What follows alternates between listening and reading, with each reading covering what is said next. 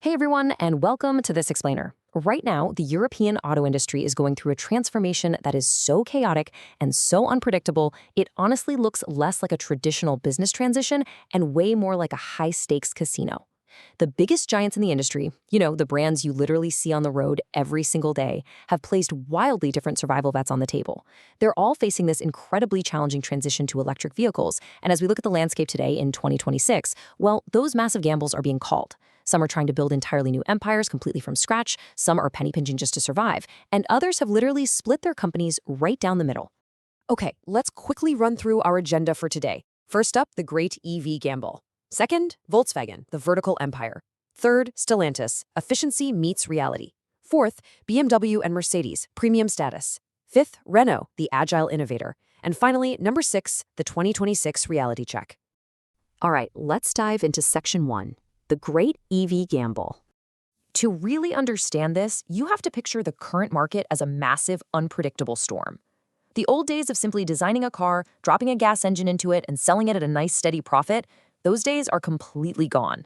Every single automaker has to choose a distinct route to avoid sinking, all while dealing with high inflation, super volatile battery supply chains, and fierce new competitors. I love how one of our sources perfectly put it. Volkswagen behaves like a giant trying to change course in a storm. Stellantis acts as the agile navigator. It's a great analogy because everyone is staring down the exact same storm, but they are charting completely opposite courses to get through it.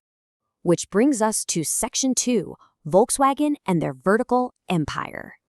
So Volkswagen didn't just want to survive this storm, right? They wanted to own the ocean. Their whole strategy revolves around building an integrated ecosystem. Basically, they view the future car as a computer on wheels.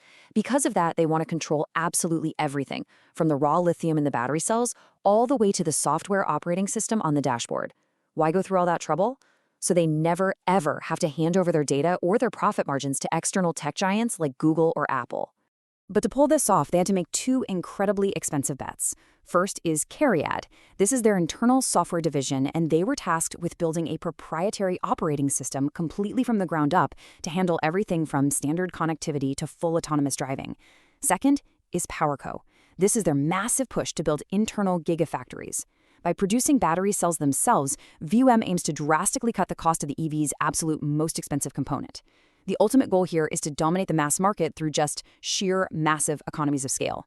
But, as you might guess, building out an entire software and battery supply chain from scratch requires tens of billions in fixed capital. It is a massive, massive gamble. Now let's contrast that with section 3, Stellantis, where efficiency meets reality. Born from the mega merger of Fiat Chrysler and the PSA Group, Stellantis is the ultimate pragmatist. Their corporate philosophy is super simple. Every single euro spent absolutely must generate a maximum return. So step 1 for them, multi-energy platforms like the STLA1.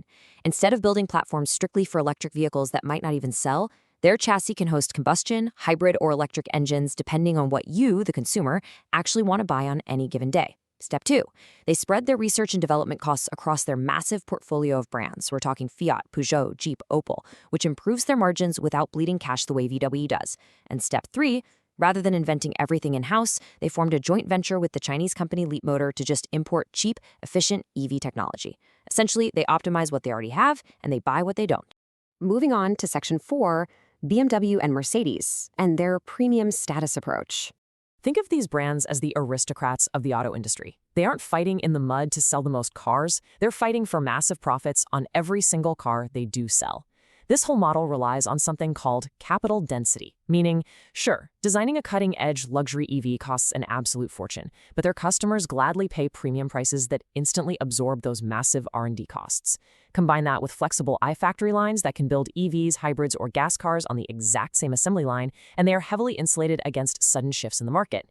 If EV demand suddenly drops off a cliff, no problem, they don't have to shutter a factory, they just shift the line back to hybrids. It's a very comfortable shield. Next up is section 5, Renault, the agile innovator. Renault's approach is this really dramatic shift away from traditional auto industry bloat.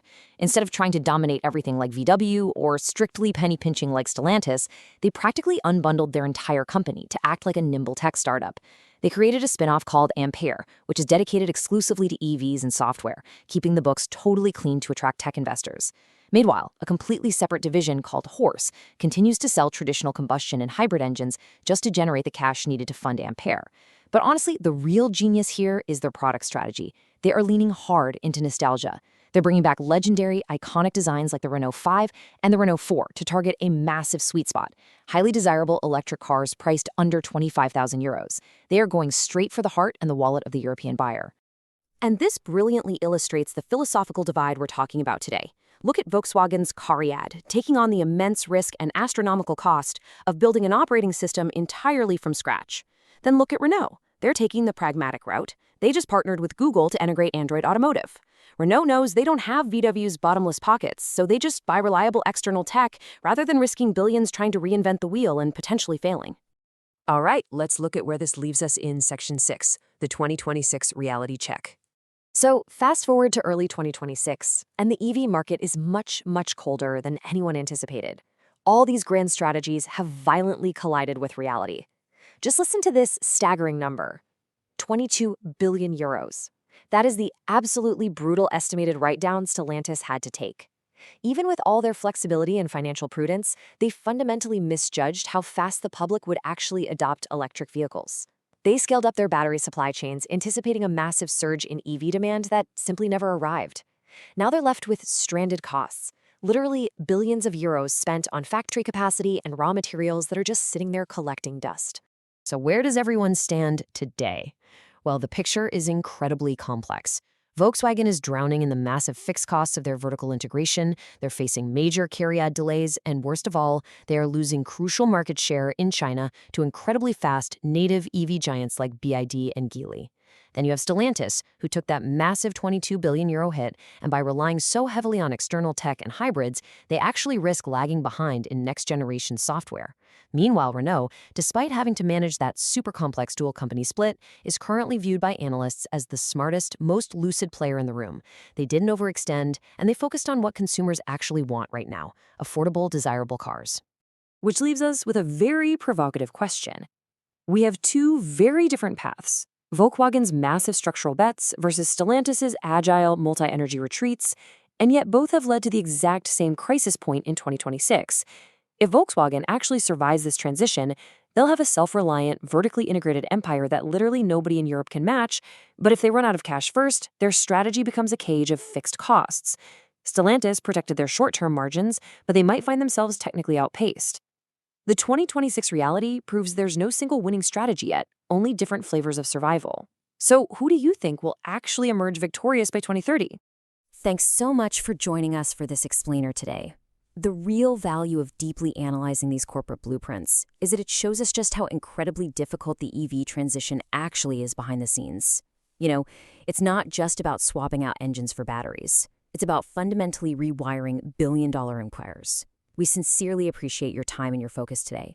If you found this breakdown valuable, please let us know your thoughts on who is making the smartest bet in the comments, and we'll definitely keep the conversation going.